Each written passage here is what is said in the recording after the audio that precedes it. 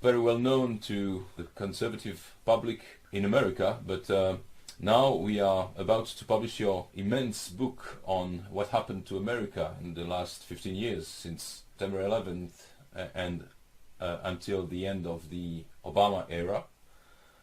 And the title of the book is How America Got Lost, L'Amérique perdue in French. America Lost, like a lost highway, you know, David Lynch's film. So, so what sort of highway was America engaged on to get lost like that? The United States has always been something of an empire and has always been trying to add territories to its empire. And after World War II, it was able to add Europe, or Western Europe, to its empire, and Japan. And was checked from going any further by the Soviet Union, which was an equally powerful military state. And so during the second half of the 20th century, until the Soviet collapse in 1991, the empire impulse of Washington was checked by the Soviets. Now, when the Soviet Union collapsed, this removed constraint on United States power. And it instantly began thinking of itself as the uni-power, the world's only superpower. And from this came the neoconservative ideology of American world hegemony.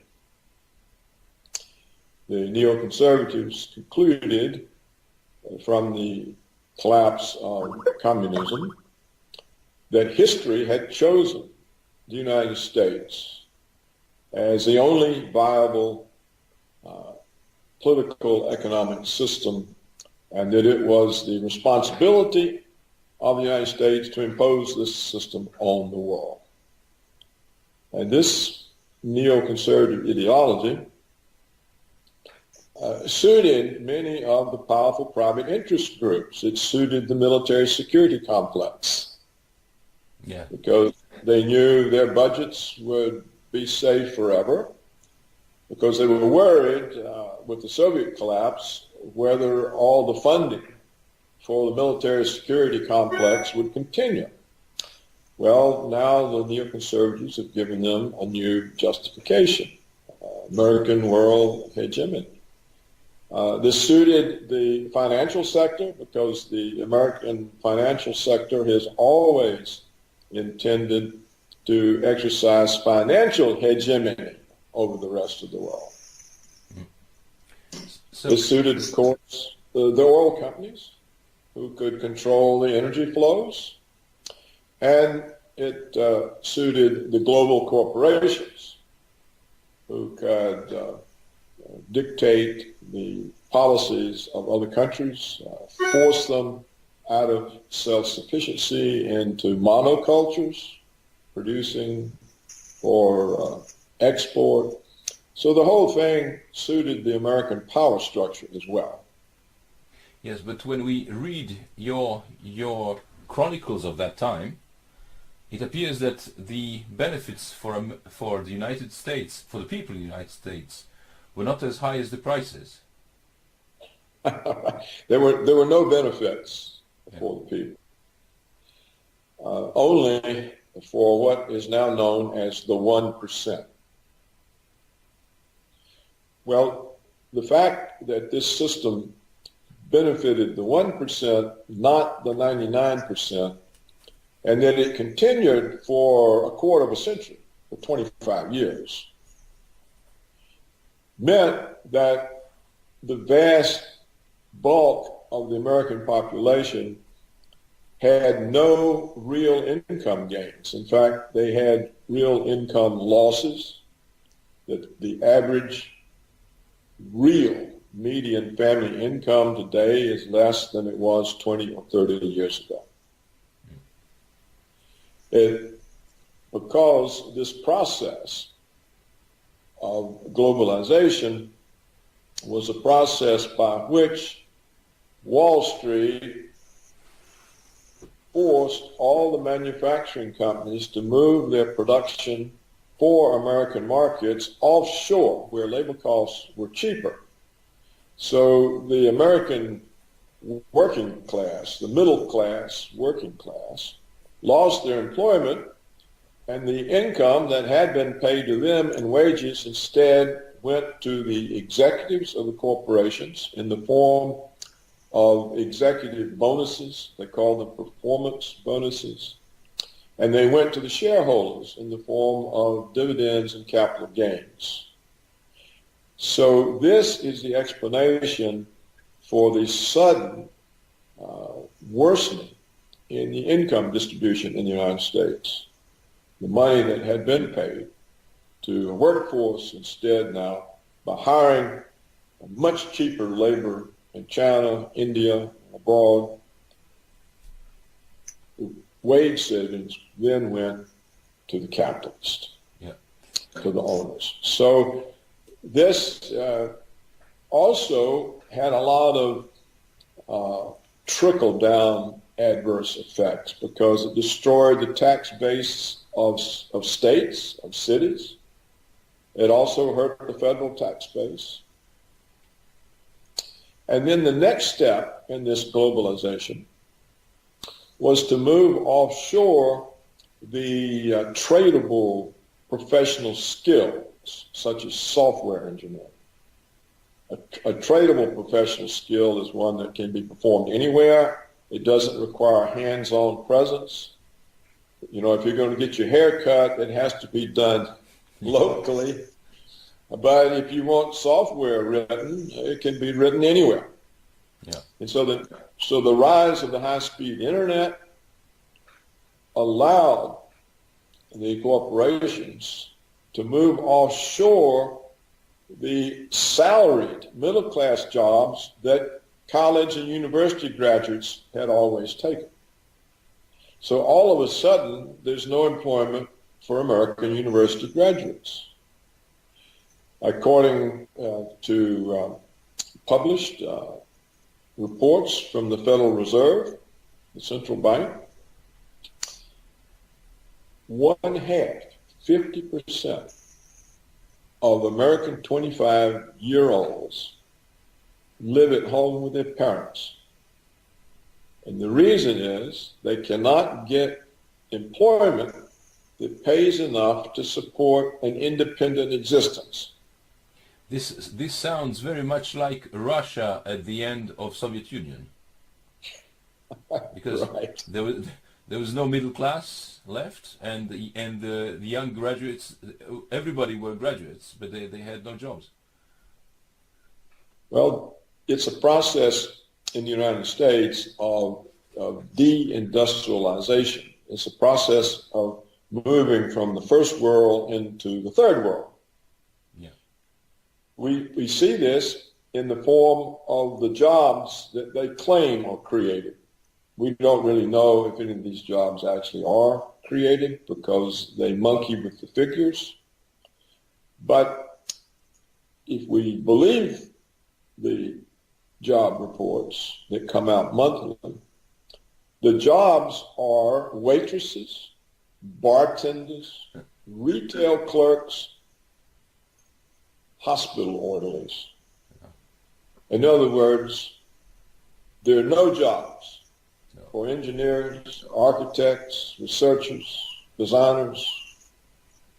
So what we have done in the last 25 years by moving first the manufacturing jobs and now the professional skill jobs such as software engineering offshore is to destroy the ladders of upward mobility that had made the United States an opportunity society in which people could rise.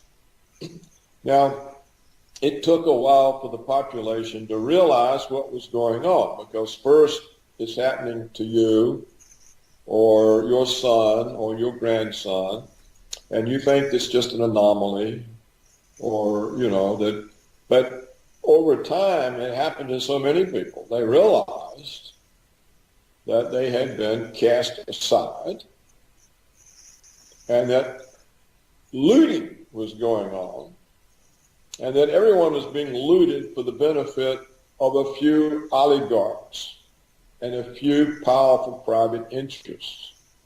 And it was only a couple of years ago that the former president of the United States, Jimmy Carter, stated publicly that the United States no longer had a functioning democracy. It was an oligarchy. Yes. This was an absolutely truthful statement. And so what explains the recent presidential primaries and recent presidential election in the United States is that the vast majority of the states, the people in the country, the Americans who are known as living in the flyover country, that is the great bulk of the country between the East and West Coast. These are the people have really suffered. And so what we saw in this last election was a rebellion.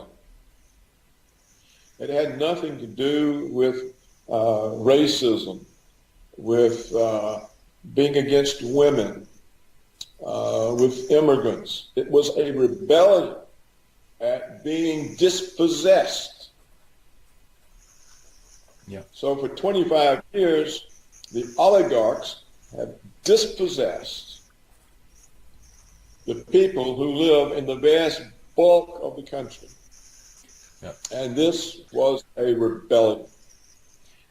You could see it in the primaries, because Donald Trump, we don't know what he will do, but he presented himself as an opponent of the oligarchs, and he acknowledged publicly what had happened to the people. Yeah. And said he would stand with them. Well, no other Republican candidate said that. So they are also part of the oligarchy then. Yes, they're trained that way. Whether they're part of it or not, it's just, it could even be, they're not even consciously aware. It's just the way they operate in order to succeed. And on the Democratic side, we saw Bernie Sanders, who is said to be a socialist. He actually won the Democratic nomination. It was stolen from him by some vote rigging in some of the states and by the superdelegates. The Democratic Party, a couple of decades back, created superdelegates because they were concerned that Democratic voters would choose a candidate that the Democratic establishment didn't approve of. They were particularly worried about the Senator McGovern. Yeah. They didn't want leftist-type candidates, people opposed to war, that sort of thing. So they created superdelegates who get to choose the nominee for that party, but the delegates are not chosen by the people. In other words, it's a way of canceling out the people's decision. So the Democratic Party, you see, is by far the more corrupt. It has publicly said it's not prepared to accept the decisions of Democratic voters as to who the presidential candidate will be. They will accept it only if they approve of it. And that's the purpose of the superdelegates. So you can see democracy in America has been collapsing long before Jimmy Carter pointed it out. Mm. So what you saw from the presidential primaries was that both Democrats and Republicans had turned against the ruling class. Yeah. So it was clear to me that Trump would win. Now, there's some, the United States has a funny way of doing the votes. In order that every state has a voice, they have what's called an electoral college. So the people in a state who are voting for a candidate, they are voting for electors that represent that candidate, and electors are proportioned out in some way according to population. So it's possible in the United States to win the vast majority of the states and not win the popular vote, because you can carry just a few states that are heavily populated, such as New York and California, and you can get more popular votes than you could get by carrying some 20 other states. Yeah. But this is the way the system was designed from the beginning, and it was so that, because in the beginning, the United States, the states were almost sovereign. The central government was weak. It was kind of like a unity of different countries. Yeah. That's why they were called the United States. And so for the states to agree to be somehow in a centralized government, they needed to have some assurance that they had a say in the outcome of those elections. So I think that's the rough, brief history of the Electoral College. Yeah. So Trump easily won in terms of the Electoral College. They're still counting popular votes, and it appears he has lost popular vote by about 500,000 voters. You know, they both have 47% plus a decimal of the votes. But if you look at the map, the states that voted for Hillary were the 3 West Coast states and the Northeast states. Yeah. The rest of the country. And in fact, so many of the traditional Democratic states voted for Trump. Wisconsin, Michigan, Ohio. So basically, Pennsylvania. Yeah. Pennsylvania as well. So what happened is a rebellion. Yeah. A revolt. That looks very much like a class warfare. Yes. The column I wrote was the working class won the election. Yeah. But how come that nobody described this? I mean, nobody. It's not true. But in the mainstream media, on both sides of the ocean, nobody wrote about that. There were no reports on the people's situation, on the working class, on whatsoever. And only now some media outlets are beginning to realize that was the key. And especially in Europe, we had no knowledge of whatsoever of what was going on in America for 25 years. How can you explain that? Well, Europe has been accustomed to following the American lead ever since World War II.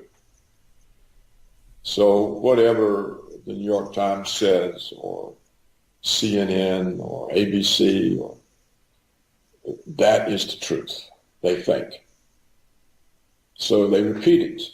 That's one reason. That goes all the way back to the end of the war. Another reason is that under the Clinton administration in the 1990s, the government permitted 6 mega corporations, huge corporations, to buy up and concentrate in 6 holdings 90% of the American media. This was against the Sherman Antitrust Act. It's against American tradition. The United States always had an independent and dispersed media. A great bulk of it might be conservative during certain periods of history. In more modern times, it was liberal, But it was not concentrated in 6 hands. Well, once Clinton let the oligarchs concentrate the media, 90% owned by 6 companies, all independence disappeared. Furthermore, journalists no longer ran the companies. They were run by former government officials and by corporate advertising executives. The value of these massive corporations lies in their federal broadcast licenses. So they cannot go against the government. They cannot go against corporations because of the advertising revenues. And they can't protect one another because they're all concentrated in 6 hands. So there's no such thing as an independent American media except on the internet. The print and TV media serves as a ministry of propaganda. And the common term for the American print and TV media is prostitutes. Yes. This is a contraction of press prostitute.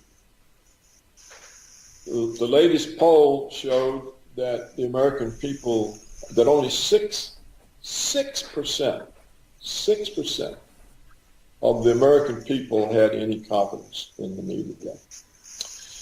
And we can see the media, which did everything it could to deny the presidential nomination to Trump and then to deny the presidency, it had no impact on the vast bulk of the country. So that's why nobody in Europe knows anything. And now there's a third reason. I've given you 2. The third reason comes from the German editor who wrote that book. His name is Udo Ufkadr, I think. Yes. And he says that as an editor of the big German newspaper, he would publish things under his name that were handed to him by the CIA.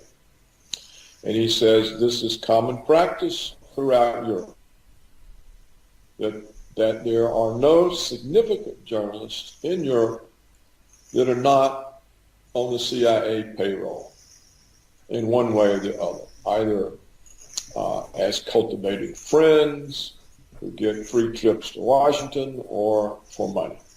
Mm. So you see, Europe doesn't have a media either. There's no independent media in Europe. And the Europeans are so accustomed to following Washington's lead, they don't even know how to be independent. No. The last independent country in Europe was France. De Gaulle would not join NATO, and I think it was only earlier in the 21st century that France finally joined NATO. Yeah. So there's no real, outside of France, there was no independence from American foreign policy, or for that matter, American economic policy. Indeed, we have the revelation from the CIA memos that were released by the National Archive that the EU itself is a CIA creation. That it was the CIA that came up with the idea of the European Union, because if Europe was centralized, it would be much easier for Washington to control. There would only be a few people to control, to pay off, or influence. Whereas all these separate countries, this was a nightmare. They could play each other off. They could, some politician could go off in some other direction. And so this is not a conspiracy theory. These memos are released. A professor at Georgetown University or George Washington, I forget which, found them and wrote a book about them. So Europe is part of the American empire, and they're so used to being part of it, they don't even think about it. Yeah. So now, do you think that, I mean, what is the scope of the rebellion or revolution that bears Trump's name now? I mean, does this election mean that things are going to change radically in the United States and abroad, or does it mean that the empire will go on with its policy with just a little slowdown? Well, that remains to be seen, but the oligarchy is still there.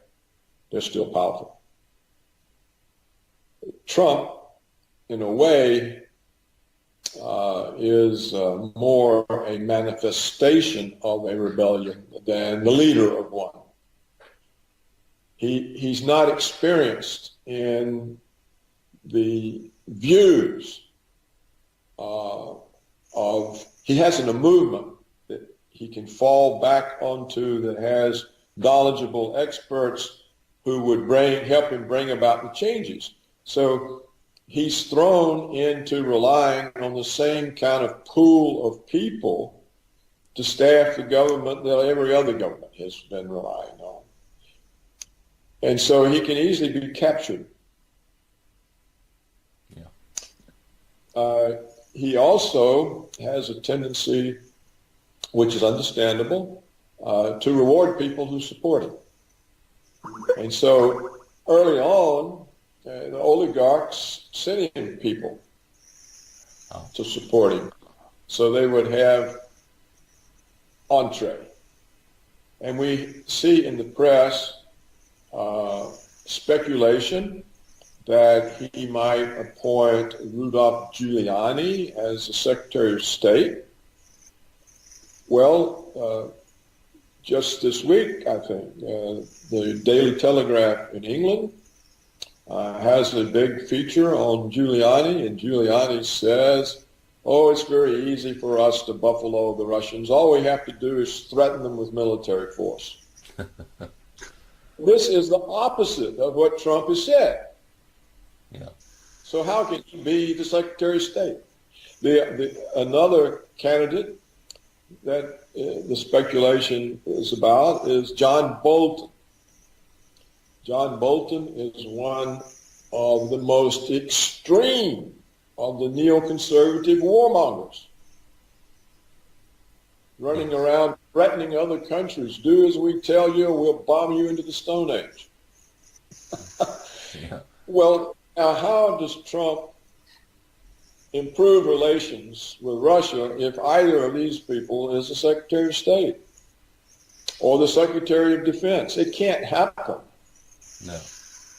And if you look at some of the other people, they're either former congressmen or congressmen, people who wouldn't know how to withstand the pressures from the oligarchs, how to withstand the pressures from all of the bureaucracy that the neoconservatives have appointed over the last 15 years. The people in the CIA and the NSA and the Pentagon, you know, he's up against a very powerful, established force.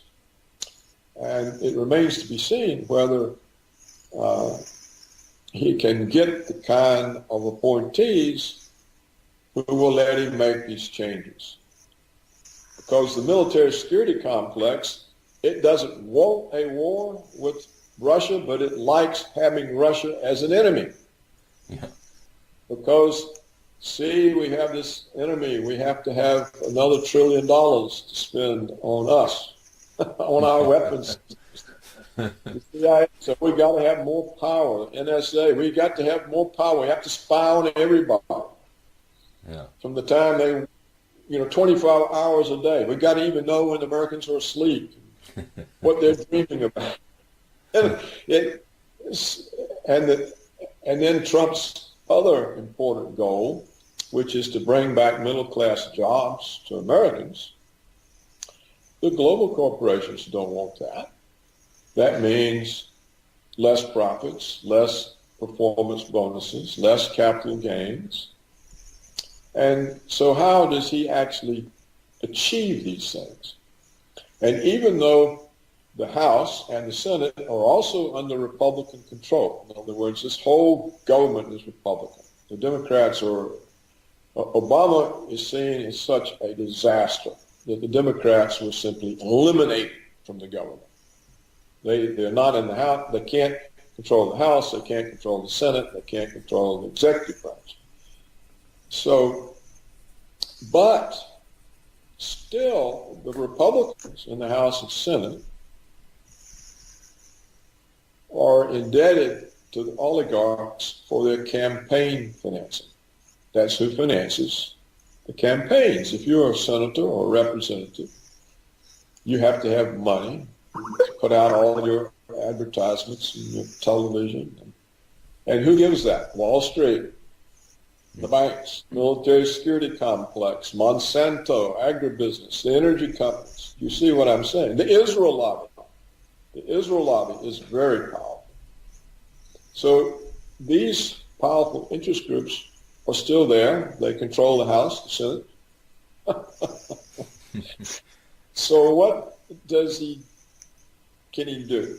It's not clear he can do anything. And if he fails, then what happens to the American people? Do they simply get demoralized and give up? Or are they harder pressed than ever and they get more angry and turn to violence? So what's the answer? It remains to be seen. Yeah. I think they'll turn to violence because they're being too hard pressed economically. You see, in many ways, we've already talked about they've lost their jobs.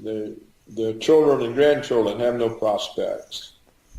The older Americans who saved for retirement and expected to be able to supplement their meager Social Security benefits with their savings, there's been no interest income on savings for 8 years.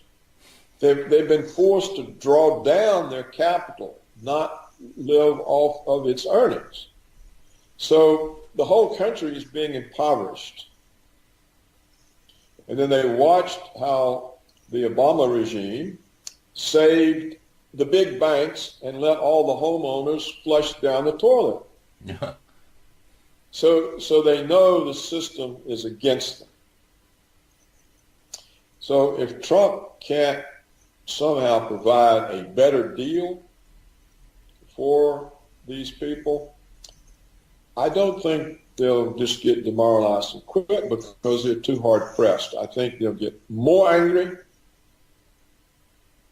And if they try to oppress, the United States is a big country geographically. And Trump's opponents are thin lines on each coast. The rest of the country is his. So I think if they don't make an accommodation with Trump and don't let him bring about these changes, they'll be faced next time with a more violent outpouring, more violent candidate. And if any of these neoconservative warmongers get in the State Department or the Pentagon, we won't have to worry about it because the conflict with Russia will end it all. You cannot convince a powerful country like Russia that you're going to attack them and have them just sit there and wait. No. They won't do it. And Putin has given them already warning after warning, and they don't hear. So if Trump is unsuccessful in establishing friendly, stable relations with both the Soviet Union and the China, then Europe can kiss itself goodbye. It's just not going to be there. And neither is the United States. So we come down to the biggest hope, which is conflict that the neoconservatives recreated with Russia after Reagan and Gorbachev ended it. You have to remember Reagan's two goals: to stop the stagflation that was ruining the economy and to end the Cold War because of the danger of nuclear weapons. Well, these are massive goals. I think they're unrivaled in the 20th century, for which he gets little credit. No, yes, exactly. But the neoconservatives recreated all of the tensions. In fact, they are worse now than they were during the darkest days of the Cold War. So that has to be stabilized. That relationship between the nuclear powers has got to be stabilized. And if not, then it's going to end very, very badly. Yeah.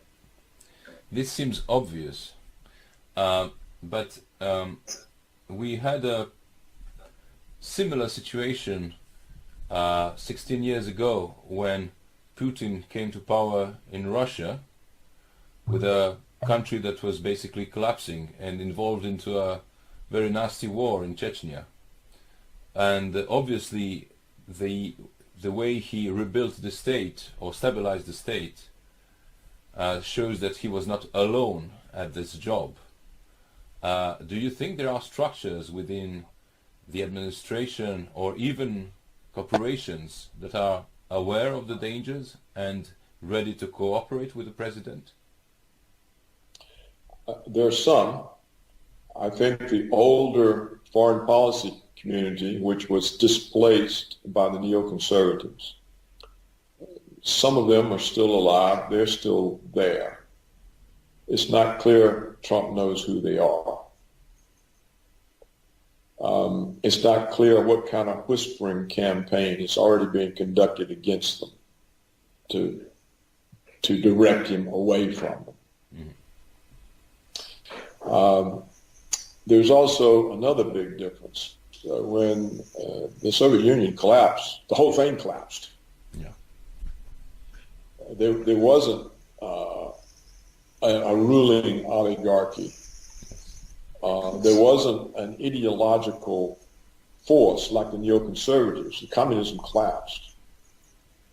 And so, and everyone could see the severity of the economic situation. They could see the country being looted by the West. They could see the Americans supporting these oligarchs. So they knew that not only their economic life was threatened, but their sovereignty was threatened. And, you know, under Yeltsin, essentially, Russia was an American puppet state. So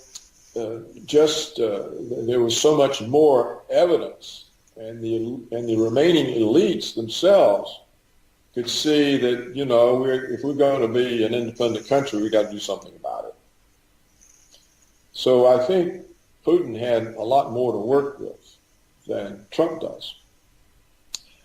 And he had been in the KGB, and he was a protege of Yeltsin, so he had connections. He knew who the actors were. And so he had a better sense of who would help him. I mean, he hasn't been perfect on that. but still, you're correct, he has rebuilt Russia. But that's the difference. It was easier. Even though Russia was in a terrible situation, because it was easier. Because it was. Because it was. It made it easier. So here, it could be Trump is the first symbol of a revolt, and it has to build, and the movement has to start producing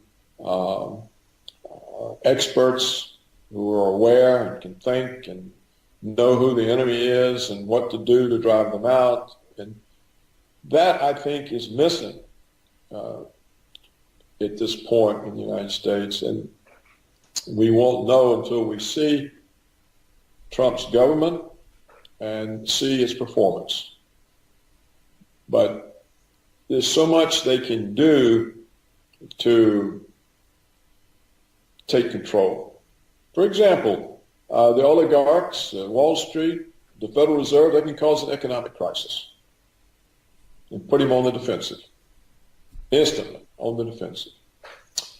And then all the media will say, oh, see. You know, this is what they tried to do to the British with Brexit.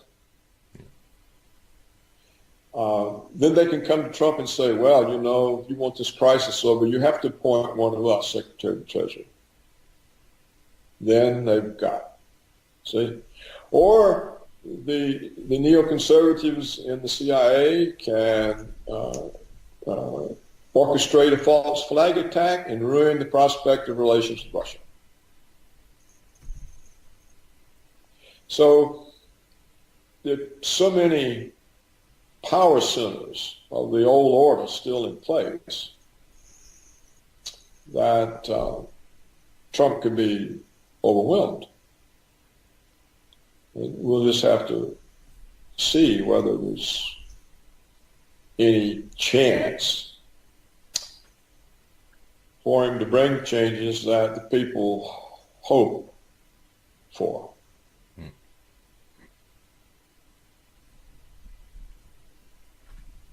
Perfect. I think it's fundamental. Yeah, it's fundamental for people here to hear that. We're having very harsh debates here in Europe about you know, the way the media have blackened out everything that was going on in the United States and all over the world. I mean, in Syria, everywhere. And now it seems to me that they are utterly frightened with how they're being overwhelmed and pushed aside by the electronic media, the internet media. You know, we have a publishing house and as well a newsletter, an internet newsletter that is named the Anti-Press. And these last months, it was confidential letter, but these last months I saw that we had lots of new subscribers who came very often from the media, you know, the media's corporations, I mean the profession, because they are frightened simply, and they are losing their jobs because the advertisement revenue is not as high as it used to be. And they're losing readers because they write bullshit, and when you lose readers, you lose the ads as well. So they are in a very bad position, and they are very upset and very nervous, and we think that we have to multiply such testimonies as yours to show the scope of the matrix, because people can't believe how deep and how wide it is. That's yeah. Right. And there are two other aspects of this that we can include. NATO. Donald Trump said that he sees no point of NATO 25 years after the Soviet collapse. Well, NATO in Europe, of course, means power and money and influence for the European ruling class. And so they are all meeting last week. Oh, what are we going to do? What are we going to do? Trump's going to abandon the Western alliance. We have to oppose him. Blah, blah. Well, the Western alliance is a threat to Europe because it's a threat to Russia. And the last thing Europe wants to do is to present itself as a threat to Russia. But that's what NATO does, and that's what NATO was used for by the Obama regime. All of these missile bases on Russia's border, the troops stationed, the military exercises. What NATO presents as a threat to Russia, it is a threat to Europe, because Russia can annihilate Europe in 5 minutes, all of it. So you have this problem that you've got these people in Europe that are tied in to the NATO organization, which is part of Washington's way of controlling Europe, and they don't want to let go. They'd rather have the risk of provoking Russia than to be safe. And Europe will never be safe as long as NATO is there and is seen as an American extension of American power. So that's a problem and for Europe. Another problem is it was the European governments that enabled the neoconservative policy of hegemony and the American wars in Middle East and Africa. And Europe this as well. Why. And in Europe as well, Europe, with Yugoslavia. With Yugoslavia and Ukraine. Yes, in Ukraine. Which was an American coup. So, but look at the consequences for Europe of enabling Washington's wars. You're overrun with immigrants. And you have all these problems. And what are you doing with these millions of immigrants that essentially are creating all kinds of problems all over Europe? So that's what you get for being an American puppet. That's your reward. Is Washington helping you with the immigrants? No. Neither do the Saudis and people who are funding all that. Well, and the Saudis are an American puppet state. Yes, of course. They've always been. So they're fighting our war in Yemen. So when you look at this, you can see the extraordinary confusion that Europeans have suffered now for 56, 70 years, 70 years since 1945. Here are the Europeans suffering in behalf of American empire. What is the point? You know, and Putin keeps saying, I keep waiting on the Europeans to wake up and be independent states again. No one listens. No one listens, but this is essential for world peace. The Europeans have to come to the realization that the American neoconservative American agenda of American hegemony is a direct threat to the existence of Europe, not just because the CIA lumped you all in the European Union in order to destroy the sovereignty of the individual countries, but also because the CIA uses you to confront the Russians.